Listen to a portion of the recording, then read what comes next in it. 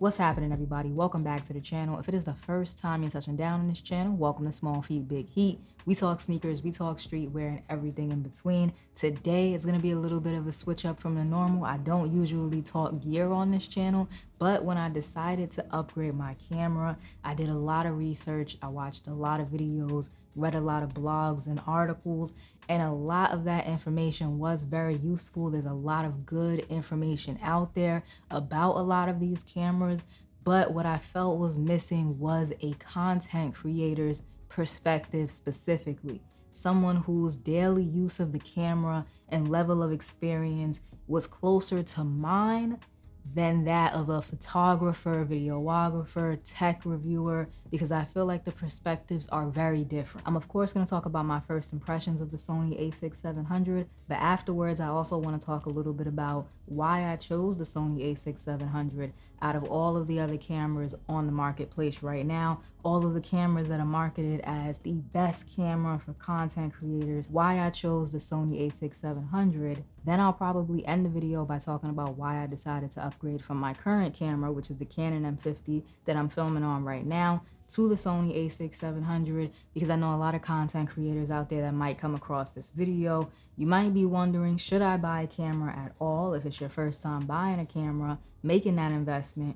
Or you could be wondering, is it the right time in my content creation journey to upgrade my camera? So hopefully I can give my experience and maybe that'll help you make an informed decision. First and foremost, let's talk about what comes in the box and more importantly, what does not come in the box. Obviously, the first thing you're going to notice in the box is the Sony A6700 itself. And aesthetically speaking, because I probably won't mention it again in this video, it is a beautiful camera. It's a very nice looking camera. You can currently buy this camera 3 different ways. You can buy it Sony A6700 body only. It will not come with a lens. You can also buy it with an 18 to 135 millimeter lens.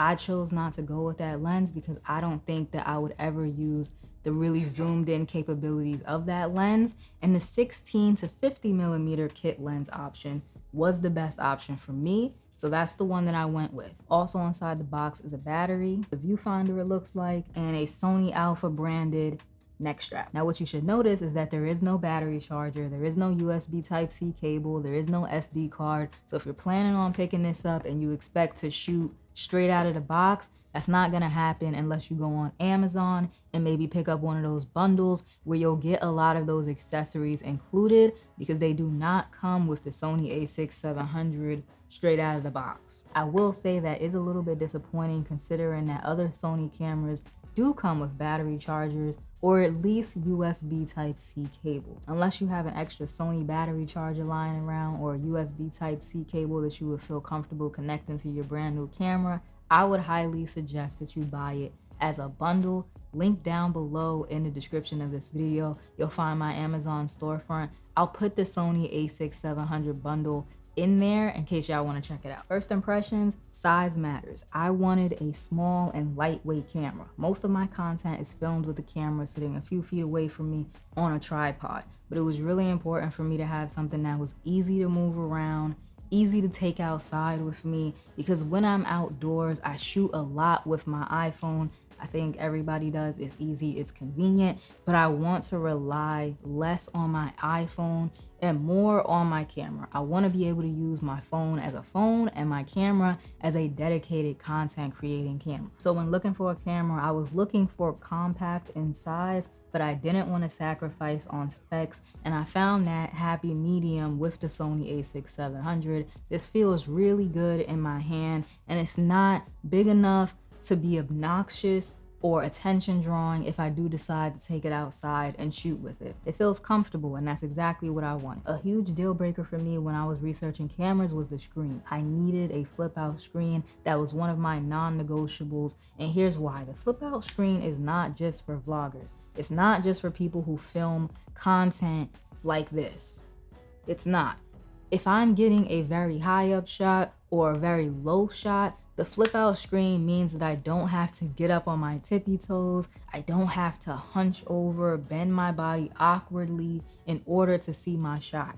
I can just flip out the screen, adjust it the way that I need to, and boom, I can see what I'm shooting. A few of the previous Sony cameras have screens that flip up instead of out, and that was an immediate no, because then I would have to add a monitor to the camera, and I'm not interested in making this compact form any bigger than what it is. Another important aspect when I was doing my research was the ports. This camera does have Bluetooth capabilities, so I can use a Bluetooth microphone, but most of the time when I'm filming, I use a wired microphone. So I needed a microphone input for me to plug into. It also has a headphone input, it has a USB Type-C cable input, and it takes one SD card, which is perfectly fine with me. I'm not filming weddings or corporate videos where I need to be recording to 2 SD cards. And that's why I say looking at the specs of a camera, great, but making sure that those specs line up with your lifestyle and how you're gonna be using the camera daily is even more important than just those specs on the back of the box. Redundant recording to 2 SD cards is just not a need of mine, but maybe it is for you, and that would make the Sony A6700 a non-starter. Now that first impressions are out of the way, I want to talk more about why I chose the Sony A6700 out of all the other cameras that are on the marketplace. On this platform in particular, a lot of cameras get marketed as the best camera for content creators or the best vlogging camera. And simply put, I just don't think that that's true. Cameras in general are really good nowadays. DSLR cameras, mirrorless cameras, mobile cameras, they're all really good. But you have to find the right camera for your content, your process, your lifestyle, or else you're not really going to even tap the surface of the potential of that camera, and it's not going to be able to do much for you. There is no one-size-fits-all camera or solution. Everybody's needs are different. So I'm going to run down some of my needs in a camera and how it matched up very well or almost perfectly with the Sony A6700. And while you're watching, you can start thinking of a list or writing a list of what you need in a camera. I shoot a lot of what's called talking head content, where I'm sitting down in front of the camera and I'm talking. I film for anywhere between 30 minutes to 2 hours on one video, and I film multiple videos a day. So I knew when I was doing my research, I wanted a camera with a very high recording limit. The recording limit on this camera is 13 hours. I'm never gonna hit that. I'm never gonna record 13 hours in one shot. But I know now that I can record 2 hours, 3 hours, which I normally do, safely without a problem, and I won't have to stop, press record again, stop, hit the maximum, press record again. My footage won't be chopped up into 30-minute blocks. I can sit down, shoot one video seamlessly, and that's gonna make my process a lot easier. Now, because of those long recording times where I'm sometimes sitting in front of the camera for upwards of 2 hours, I had to keep in mind overheating and battery usage. Every camera, you know, when it's on, it's gonna eat up the battery. There's not much you can do about that, but buy extra battery. So that's already a given.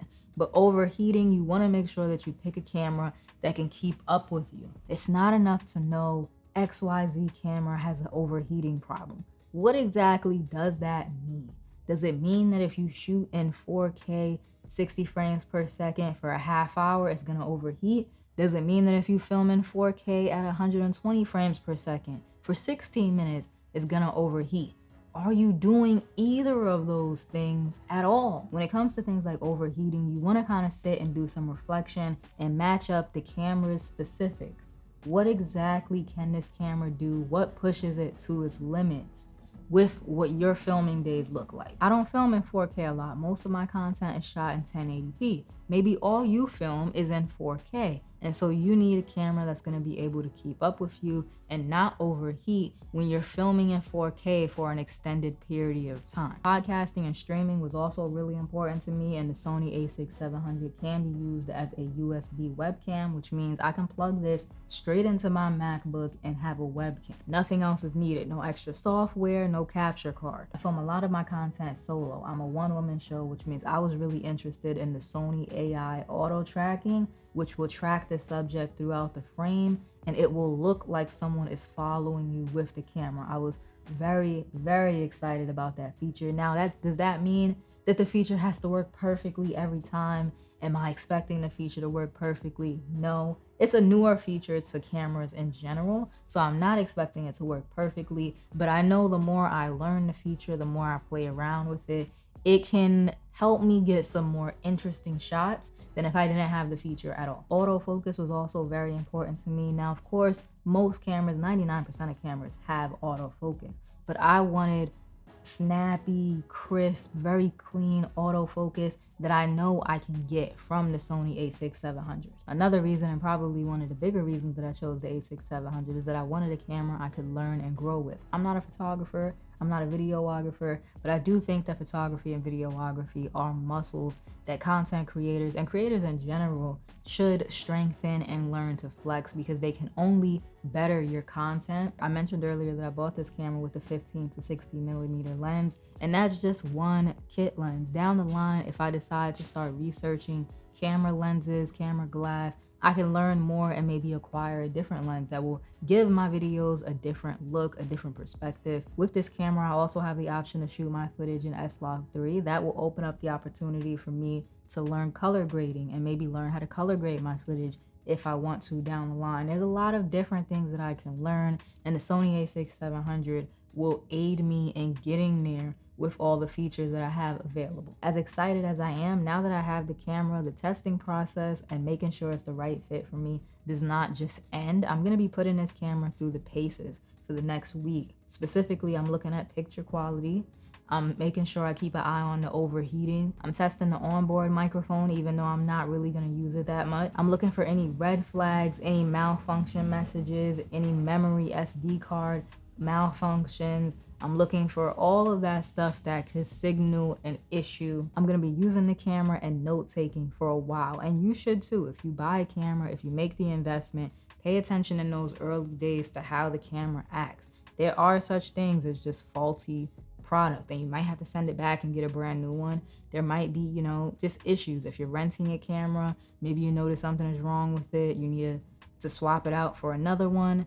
Make sure that you do your due diligence. I will be back with a video comparing the A6700 to my iPhone, and also comparing these two to the Canon M50 that I'm filming on currently. Be on the lookout for those upcoming videos, and as always, if you enjoyed today's video, like, comment, subscribe, show a small YouTuber some love. I would really appreciate it, and I will check y'all out in the next one.